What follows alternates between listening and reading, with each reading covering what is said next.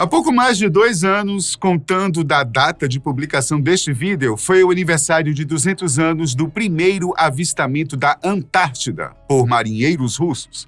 Desde então, ela não para de surpreender e despertar o fascínio em todos que se aventuram para explorar os seus mistérios. As pessoas se aventuram também porque o continente antártico é uma das porções mais extremas do planeta. Seu nome é uma derivação de antiártico e aponta sua localização com referência ao seu contrário no globo que fica no norte. É o ponto mais frio, mais alto, mais ao sul, mais seco e com mais ventos. Isso, inclusive, faz dele o maior deserto do mundo. Sabia dessa? Isso porque é a falta de precipitação de chuvas, a baixa umidade e as temperaturas extremas que definem um clima desértico, e não o calor e a areia, como a gente costuma pensar.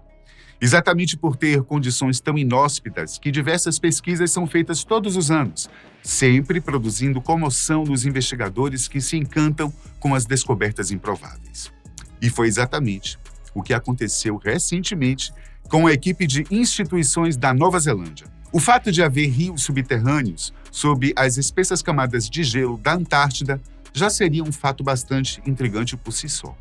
Contudo, em 2022, uma expedição que investigava uma ranhura na plataforma de gelo Larsen, uma gigantesca camada de gelo flutuante presa à costa leste da Península Antártica, se surpreendeu ao encontrar vida a mais de 500 metros de profundidade. Depois de perfurar um túnel usando água quente, os cientistas utilizaram uma câmera para observar o local. Foram surgindo algumas pequenas interferências, como manchas, na filmagem. Mas depois que conseguiram focar, perceberam que se tratavam de pequenos crustáceos, conhecidos como anfípodes, animais que se parecem com camarões. Além do fato de um ambiente tão hostil abrigar um ecossistema com vida complexa, os pesquisadores se intrigaram com a estrutura das cavernas subterrâneas encontradas e com a trama de colunas de água que fluíam em direções distintas, mudando completamente a compreensão dos modelos atuais para ambientes como este, abrindo espaço para que muitas outras pesquisas sejam feitas.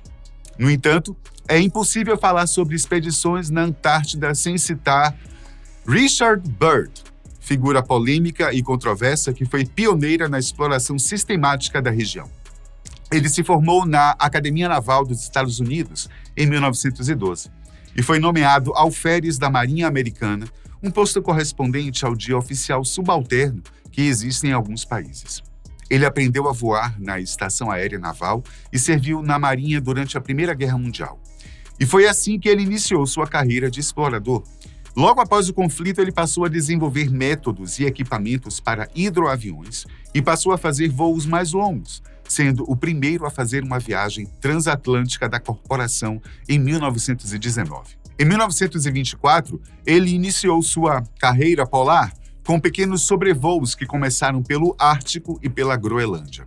Inclusive, muitas fontes atribuem a ele e a Floyd Bennett a primeira viagem de avião sobre o Polo Norte, pelo qual receberam a Medalha de Honra do Congresso dos Estados Unidos. Contudo, a descoberta de seu diário de bordo em 1996 lançou uma nova luz sobre a questão, pois há anotações que sugerem que eles teriam retornado quando estavam a 240 quilômetros do polo, por conta de um vazamento de óleo em um dos motores da aeronave.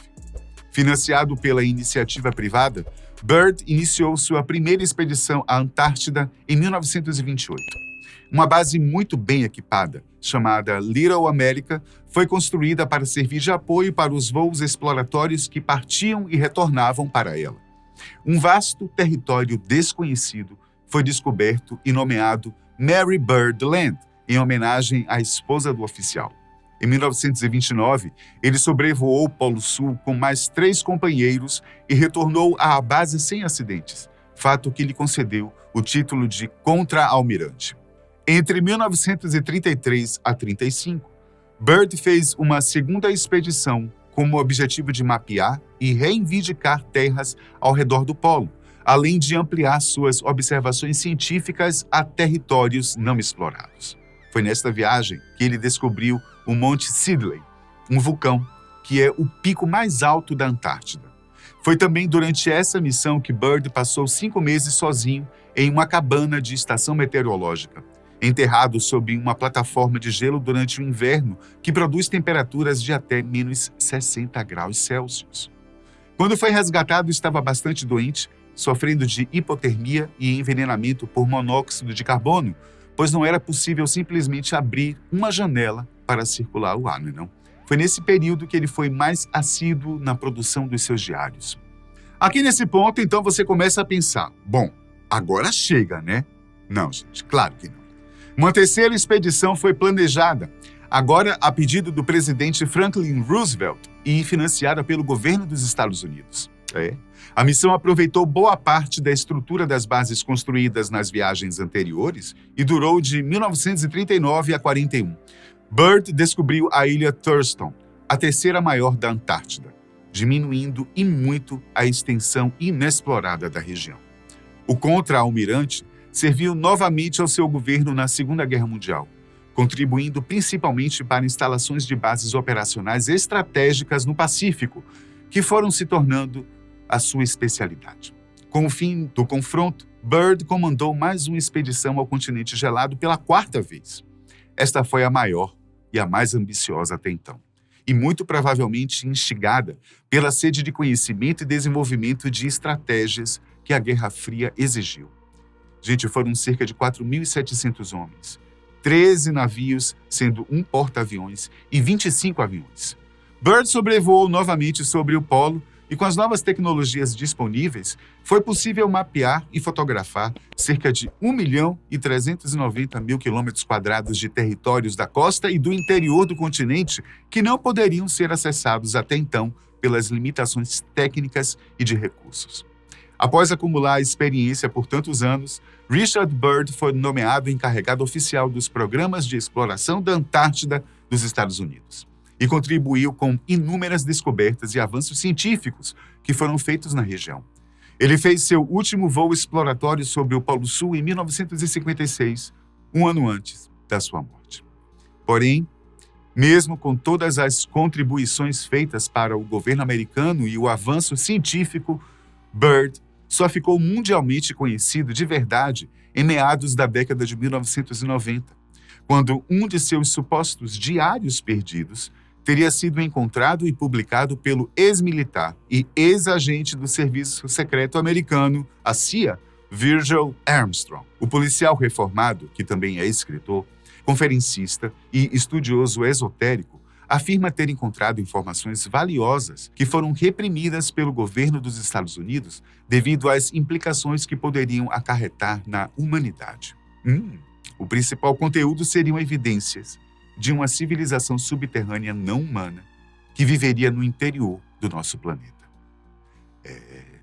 Byrd teria feito avistamento de naves circulares que se deslocavam em velocidade incomum para o que se tinha conhecimento até então. Por isso, teria feito exaustivas expedições tanto ao Polo Norte como ao Polo Sul, em busca de mais informações ou até mesmo um possível contato com os seres não humanos.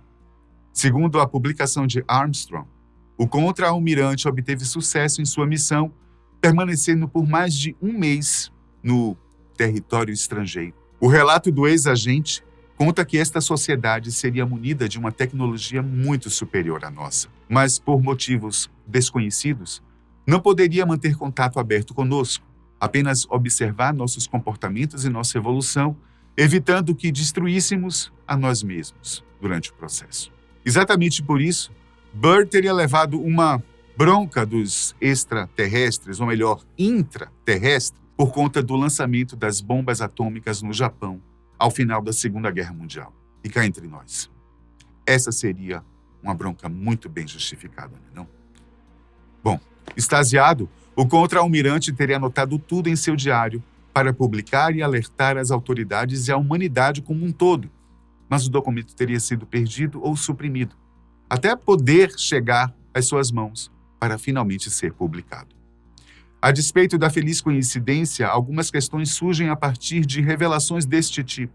Um exemplo é que eles dizem se apoiar e, por isso, endossar teorias antigas como a hipótese da Terra Oca, proposta por Edmund Halley, astrônomo e matemático britânico contemporâneo de Isaac Newton. Porém, muitas vezes o que se faz de fato é reciclar e dar uma aparência mais bonita e moderna da proposta. Além disso, em muitos fóruns pela internet, é possível encontrar correspondências de algumas partes de publicações deste tipo com obras fictícias, ligeiramente modificadas. E além das incontáveis evidências científicas que inviabilizam a sustentação de teorias como estas, há outros fatores que facilmente poderiam explicar fenômenos como este. Quer um exemplo? Mesmo que os registros publicados por Virgil Armstrong sejam autênticos, ou seja, tenham realmente sido escritos por Richard Byrd, não seria muito mais plausível que eles também tenham sido produzidos durante o difícil período de isolamento ao qual ele foi submetido? Afinal de contas, as pressões pelas quais ele foi submetido pela privação de alimento, de oxigênio e frio extremo poderiam facilmente fazê-lo alucinar? Quem sabe, né? Talvez por isso mesmo ele teria tentado esconder ou evitado sua publicação. Ou quem sabe ele não teria escrito um texto fictício de propósito, para fins artísticos ou simplesmente para passar o tempo durante a solidão. O que não pode ser feito é ofuscar deliberadamente as reais contribuições produzidas pela ciência em detrimento de teorias da conspiração que não têm muito a contribuir, para além do entretenimento. Não é não? Concorda comigo? Até a próxima.